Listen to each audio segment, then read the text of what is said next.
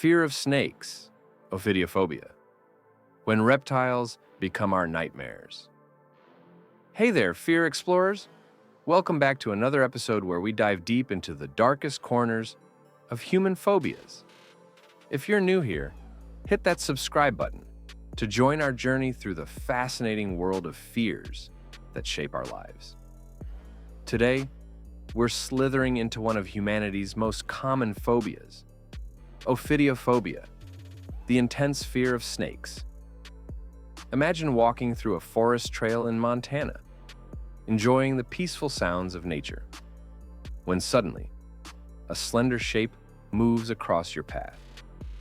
Your heart races, your palms sweat, and before your brain can even process what you're seeing, you've already jumped back several feet.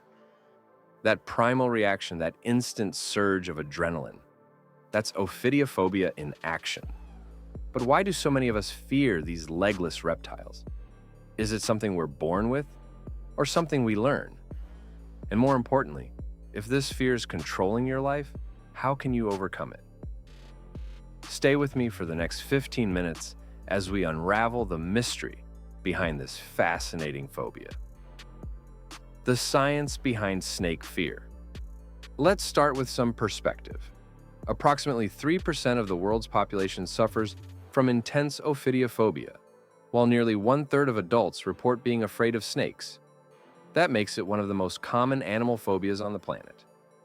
What's particularly interesting about ophidiophobia is that it appears to be partially hardwired into our brains.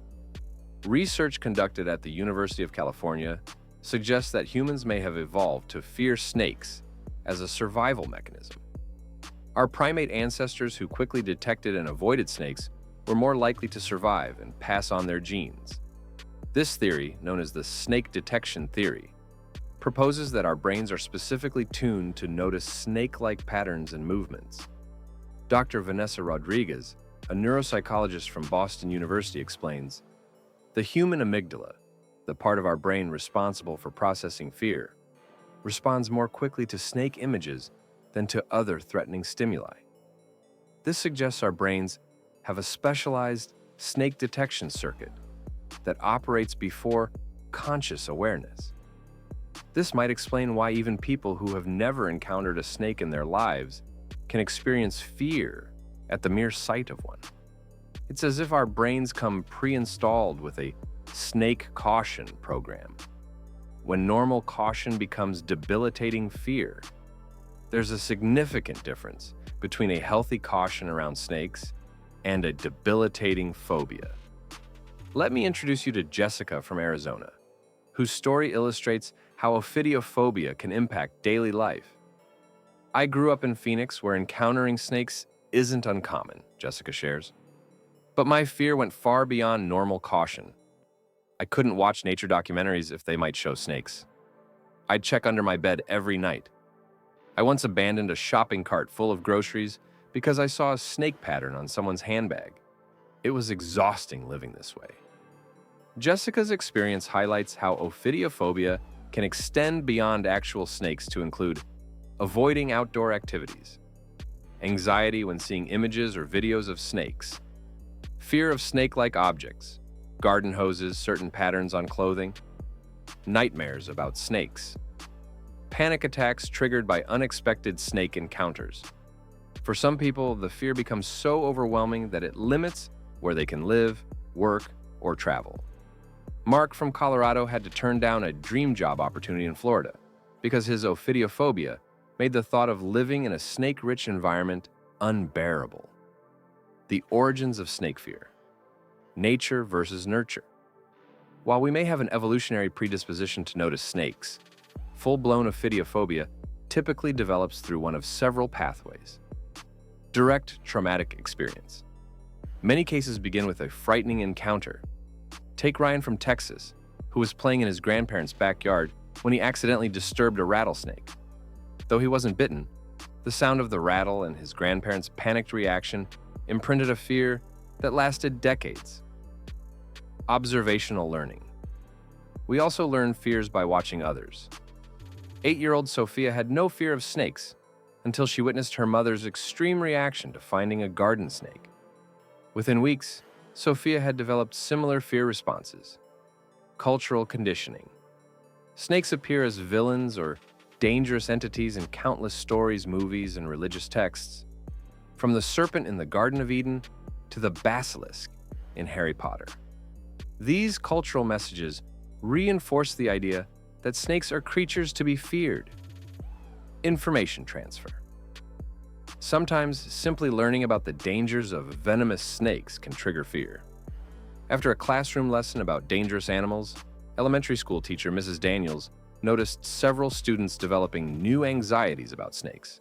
Despite living in Michigan, where venomous snakes are rare, the physical and emotional experience of ophidiophobia.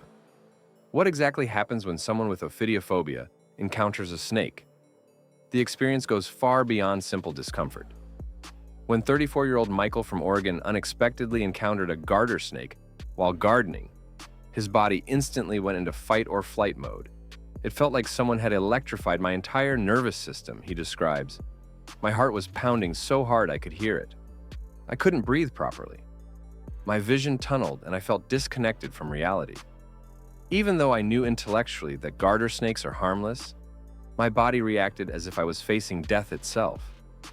Michael's experience demonstrates the classic symptoms of a phobic response: rapid heartbeat and breathing, sweating and trembling, dizziness or lightheadedness, nausea or stomach distress, chest tightness or pain, feeling of unreality or detachment, overwhelming urge to escape, feeling of impending doom.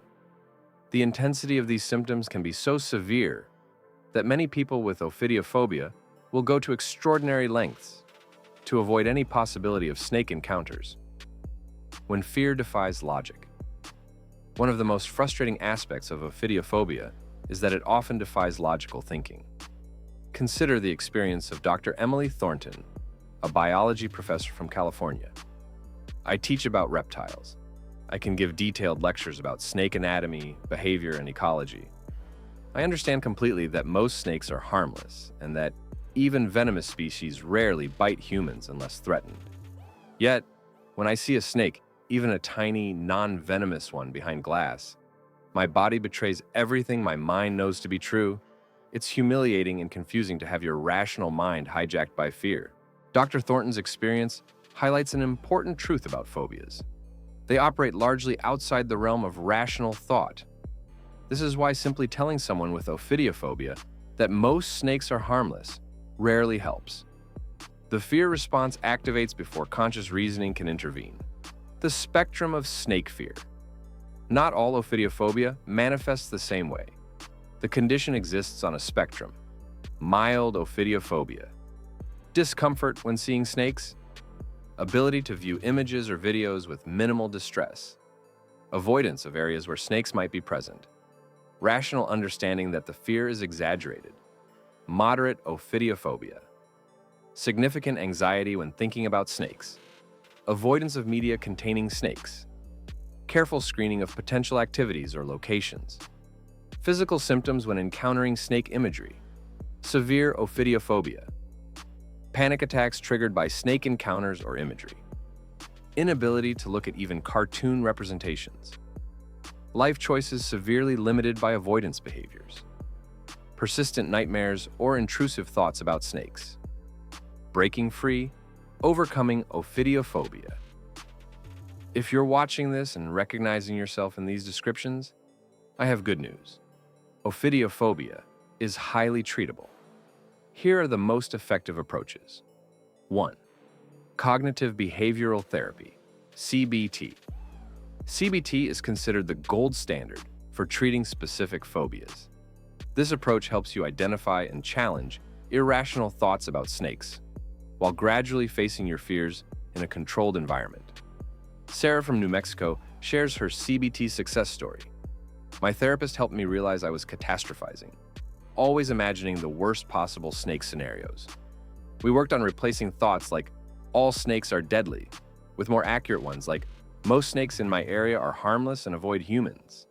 Then we gradually worked up from looking at cartoon snakes to eventually handling a corn snake at a nature center. It took months, but it changed my life. Second, exposure therapy. This structured approach gradually exposes you to snake-related stimuli in increasing intensity. A typical progression might include looking at cartoon snakes, viewing photographs of snakes, watching videos of snakes, seeing a snake in a terrarium, being in the same room as a snake. Eventually, for some, touching or holding a docile snake. Each step is practiced until anxiety subsides before moving to the next level. Professional guidance is crucial for this approach. Third, virtual reality exposure. For those who aren't ready to face real snakes, virtual reality offers a promising alternative. Programs like Virtual Reptiles allow therapists to create controlled snake encounters in virtual environments, adjusting the intensity based on the patient's progress. Fourth, medication options. While medication doesn't cure ophidiophobia, it can help manage symptoms during treatment. Beta blockers can reduce physical symptoms like racing heart. Anti-anxiety medications may be prescribed for short-term use. Antidepressants sometimes help manage associated anxiety. Always consult with a healthcare provider about medication options. 5. Mindfulness and relaxation techniques. Learning to control your physical response to fear can be powerful. Deep breathing exercises, progressive muscle relaxation, meditation focused on accepting uncomfortable sensations, grounding techniques for panic moments. Jason from Washington describes how these techniques helped him. When I feel the panic starting, I use the 5-4-3-2-1 technique, identifying 5 things I can see, 4 I can touch, 3 I can hear, 2 I can smell, and 1 I can feel. 1 I can taste. It pulls me out of the fear spiral and back to reality. Success stories. Life after ophidiophobia. Let me share some inspiring stories of people who've overcome their snake fears. Linda's journey. Linda from Florida lived with severe ophidiophobia for 28 years.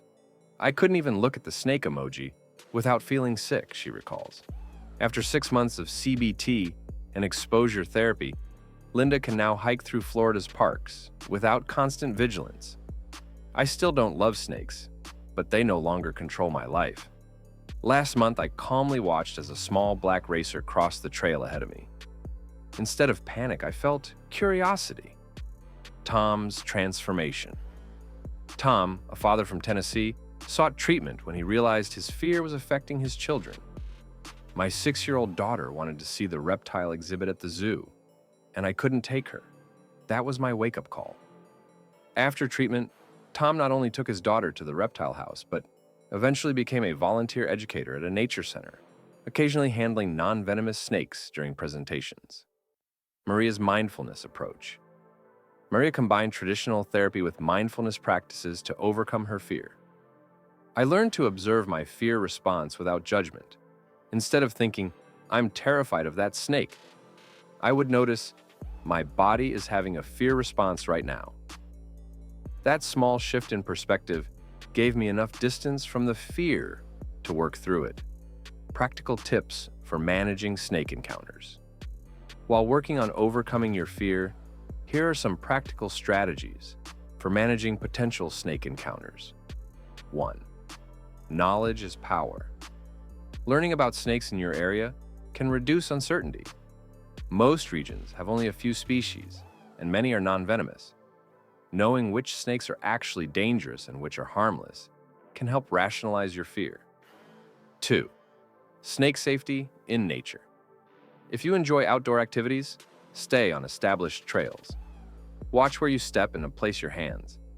Wear closed shoes and long pants in snake-prone areas. Make noise while walking. Snakes typically avoid humans. Carry a walking stick to probe areas ahead of you. 3. Home prevention. If you're worried about snakes near your home, keep grass short around your property. Remove debris piles where snakes might hide. Seal gaps under doors and around pipes. Consider snake-proof fencing if you live in a high snake area. 4. Emergency preparation. Having a plan can reduce anxiety. Save local emergency numbers in your phone. Know basic first aid for snake bites. Stay calm, immobilize the area, seek medical help. Discuss your fear with hiking companions so they can help if needed. The unexpected benefits of facing your fear. Many people who overcome ophidiophobia report that the process taught them skills that benefited other areas of their lives. Learning to face my snake fear taught me how to manage anxiety in general, explains Alex from Nevada. The same techniques that helped me stay calm around snakes now help me handle public speaking, job interviews, and other stressful situations. Conquering this fear showed me I'm stronger than I thought. Others find that overcoming ophidiophobia leads to a deeper appreciation of nature and even of snakes themselves. I went from being terrified to fascinated, says Rebecca from Illinois. Now I understand the important role snakes play in ecosystems. They control rodent populations, which reduces disease spread and crop damage. My fear transformed into respect, helping children with snake fears. If you're a parent of a child with snake fears, here are some specific approaches. 1. Validate their feelings. Never dismiss a child's fear or shame them for being afraid. 2. Model calm behavior. Children take cues from adults' reactions. 3. Provide age-appropriate information. Use children's books about friendly snakes or educational materials designed for kids. 4th. Gradual exposure. Start with cartoon snakes, then realistic images, always moving at the child's pace. 5. Professional help. If a child's fear is severe enough to limit activities or cause significant distress, consider consulting a child psychologist. Conclusion: freedom from fear. As we reach the end of our exploration of ophidiophobia, remember this: fear of snakes may be common, it may even be partially wired into our brains, but it doesn't have to control your life. With the right approach and support, you can transform your relationship with these remarkable creatures. Whether your goal is simply to walk through a park without scanning constantly for snakes, to enjoy nature documentaries without covering your eyes, or perhaps even to appreciate the beauty and importance of these animals in our ecosystems, freedom from debilitating fear is possible. I hope this deep dive into ophidiophobia has given you insights into this fascinating phobia and practical steps toward overcoming it. If you found this helpful, please hit that subscribe button for more explorations of human fears and how to conquer them.